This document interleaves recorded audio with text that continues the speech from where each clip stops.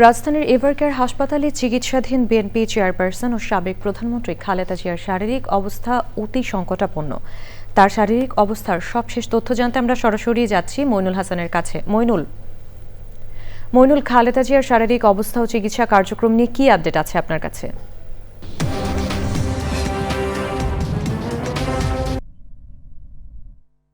আমি সকাল 7টা থেকে এভারকেয়ার হাসপাতালের সামনে এখানে অবস্থান করছি। সকাল থেকেই আমি যতটুকু জানতে পেরেছি তার শারীরিক অবস্থা সে আগের মতোই আছে।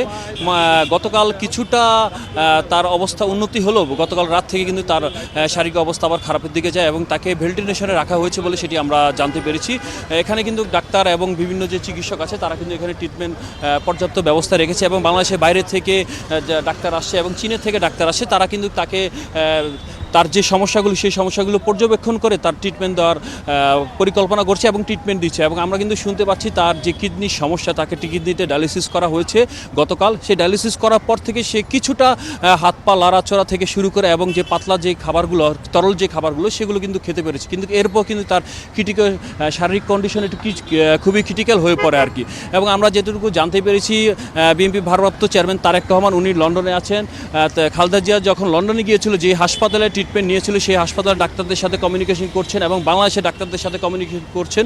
সব কিছু মিলে ভালো একটা ট্রিটমেন্ট অথবা দেওয়া যায় কীভাবে সেই ব্যাপারে তারেক রহমান কিন্তু সব কিছু অবজারভেশন করতেছেন। এবং খালেদা জিয়াকে বাংলাদেশের বাইরে নেওয়ার জন্য এয়ার অ্যাম্বুলেন্স থেকে শুরু করে যা যা ব্যবস্থা করা দরকার সব কিছু কিন্তু রেডি করে রাখা হয়েছে। শুধু ডাক্তারের সিগন্যাল দিলে হয়তোবা তাকে যে কোনো সময় বাংলাদেশের বাইরে নিয়ে যাওয়া হবে। বাংলাদেশের বাইরে নিয়ে যেতে হলে কিন্তু তার শারীরিক যে কন্ডিশন সেটা কিন্তু কিছুটা যদি ভালো না হয় তাহলে কিন্তু হয়তোবা তাকে নিয়ে যাওয়াটা সম্ভব নয় বলে আমি জানতে পেরেছি।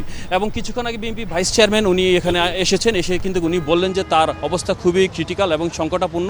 তাকে গতকাল রাত থেকে এখানে হাসপাতালে ভেন্টিলেশনে রাখা হয়েছে। আর এখানে নেতাকর্মীরা অবস্থান করছে। দলীয় নেতাকর্মীদের থেকে নির্দেশ দেওয়া হয়েছে যাতে হাসপাতালে কেউ ভিড় না করে এবং বিশৃঙ্খলা পরিস্থিতি না করে। এবং আইন শৃঙ্খলা বাহিনী কিন্তু এখানে অবস্থান করছে। যে কোনো অপ্রীতিকর ঘটনা যদি না ঘটে সেই ব্যাপারে কিন্তু তারা তৎপর রয়েছে। এবং সাধারণ মানুষ, নেতাকর্মীরা হাসপাতালের সামনে অবস্থান করছে। সবাই খালেদা জিয়ার জন্য দোয়া করছে। প্রধানমন্ত্রী হিসেবে সাবেক প্রধানমন্ত্রী খালেদা জিয়া যাতে তাড়াতাড়ি সুস্থ হয়ে ওঠে সেই ব্যাপারে কিন্তু সবাই দোয়া করছে এবং দেশবাসীর কাছে দোয়া চাচ্ছে। ধন্যবাদ আপনাকে।